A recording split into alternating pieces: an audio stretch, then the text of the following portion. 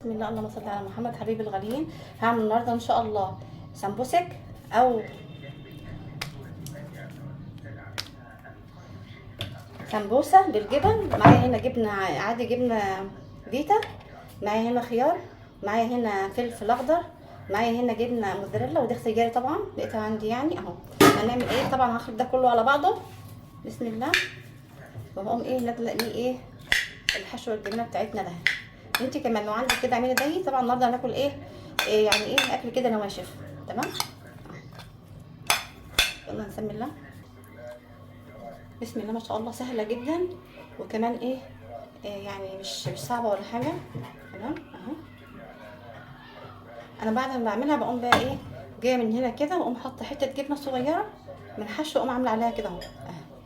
بسم الله ما شاء الله، سهله جدا، وفي نفس الوقت خفيفه على المعده كمان.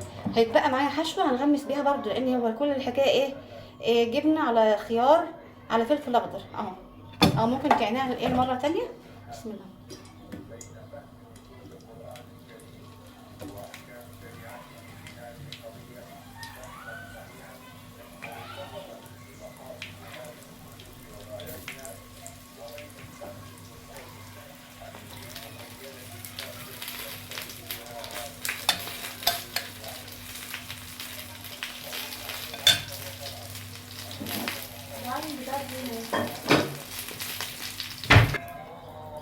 شايفه بقى الجمال والحلاوه.